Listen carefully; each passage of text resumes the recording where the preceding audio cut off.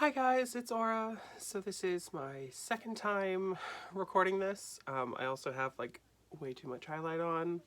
Way too much. Um, this is my second time trying to record this. I had a lot of technical difficulties with the last one.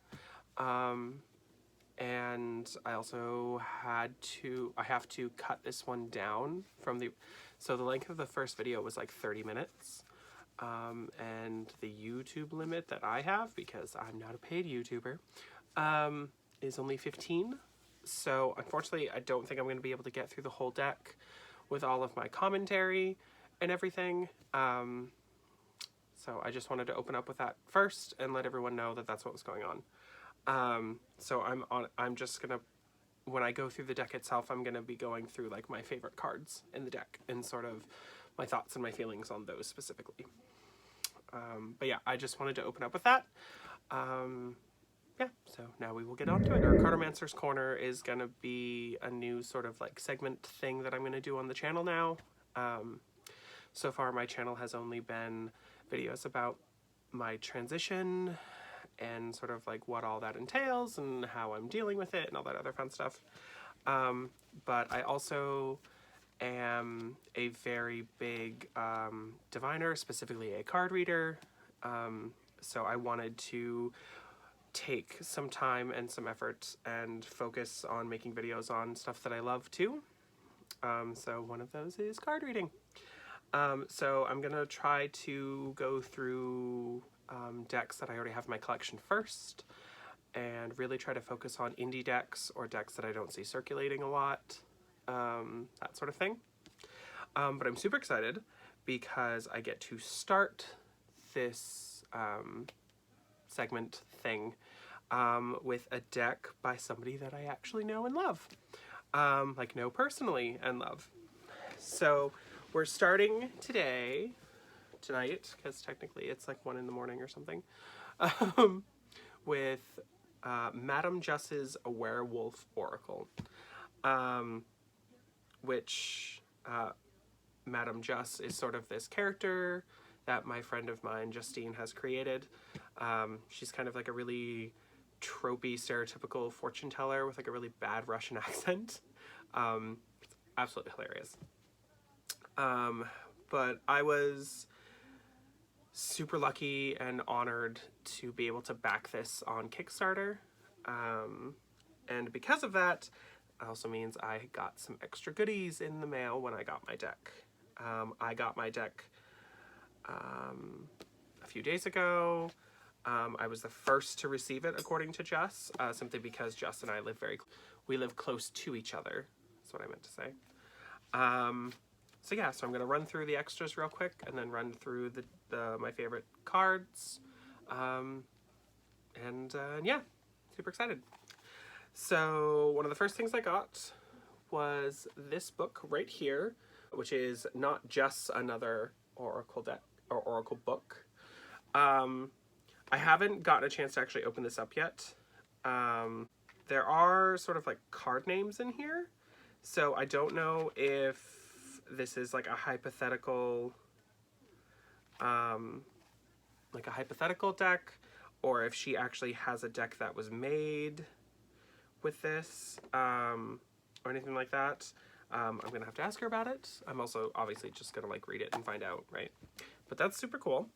And then the deck itself also came with like a full-sized, like they're the same size, but like a full-sized book of meanings, which is super cool. So like each card has an upright and inverse meaning. There's a little like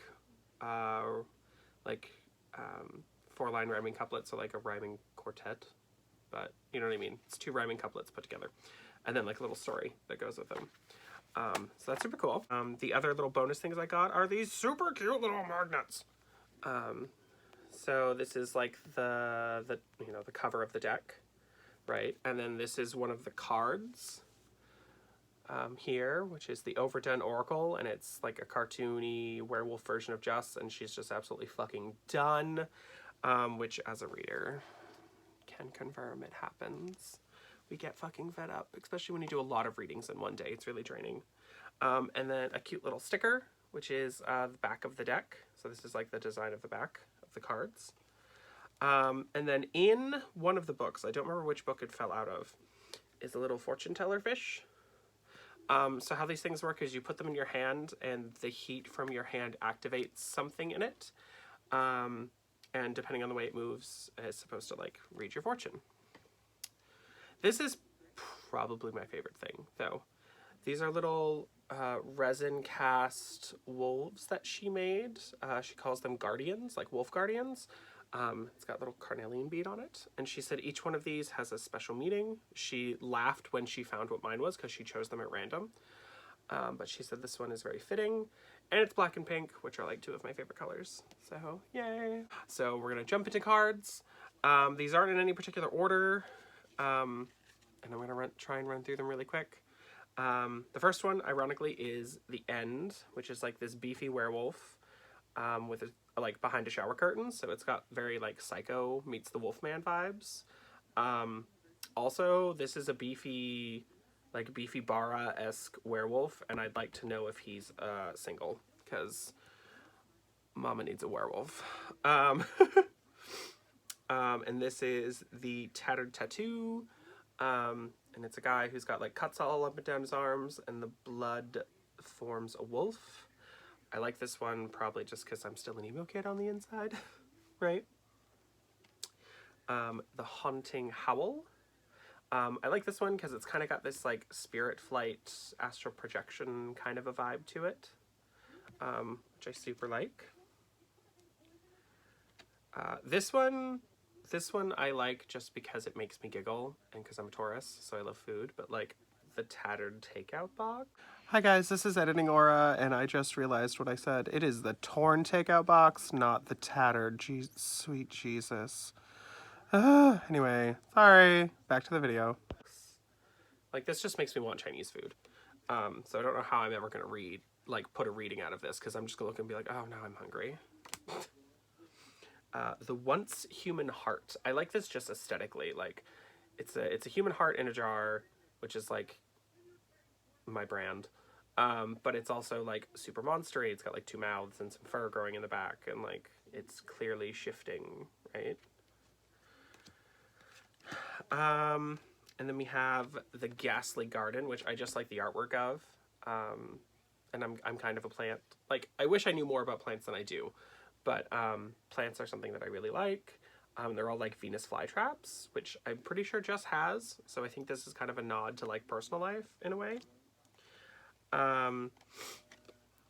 This card just like hits home, because part of how Juss and I became friends is we both have a mutual obsession. It's an obsession. There's no other way to put it. With Alice in Wonderland, with the Lewis Carroll stories, with like every version of them, the stories, the Disney movies. Her and I just love the Lewis Carroll Alice stories. So this is Werewolf in Wonderland, and it's just very much an homage to Wonderland itself. So like, thank you, Juss. I know this isn't for me, but thank you. I'm gonna decide it's for me. The Circling Serpent, which is like this Ouroboros with a bunch of like other snaky bits in the back. Again, I just love this aesthetically, and snakes in general. I have a pet snake, so. The Stuck Spirit, which again, aesthetically is just absolutely gorgeous. I love green for spirits, so stun. The Too Much Sad Tombstone, which just I feel on a very, very deep spiritual level, because I'm a depressed necromancer, and this is just like, this is depressed necromancy vibes, right?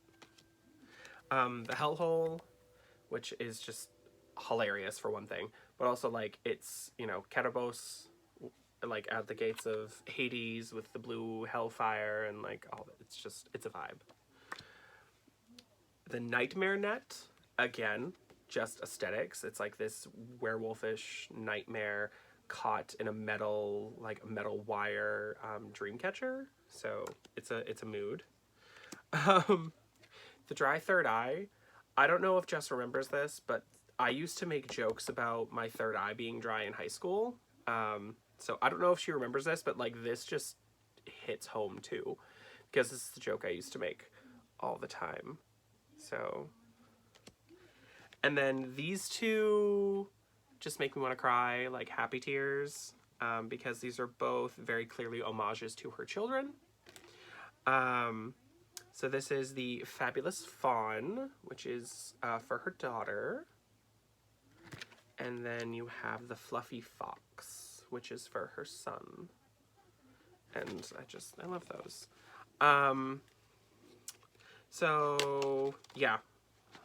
Okay, we're down to like 11 minutes. So, all in all, I have no complaints about the deck. The cardstock is good. The artwork is fantastic. Yeah, 10s across the board. No notes. Juss, if you watch this, I'm super proud of you. You know, you and I have been friends since high school. And we've come like in and out of each other's lives and that sort of thing. But like, I just want you to know that I'm so incredibly proud of you, and that this is something you should be treasuring this moment and be super proud of yourself, because you did an amazing job.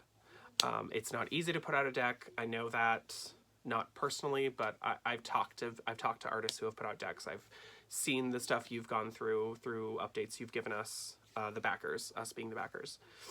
And like, you did the damn thing, girl. You did amazing. And I love you. I can't wait to see this deck get traction and just absolutely blow up. For anyone who wants it, Juss is a professional psychic. I don't know if that's the word she likes, but that's kind of what that's the term that's used. But she has an Etsy shop where she offers psychic readings of all different kinds. So I will leave a link to the Instagram for her business page, and also a link to her Etsy page as well. But I think there's a few decks left on the Etsy page. But yeah, Jess, you did it. I'm super proud of you. I love the deck. I can't wait to read with it and like get to know it and have a lot of fun. All right.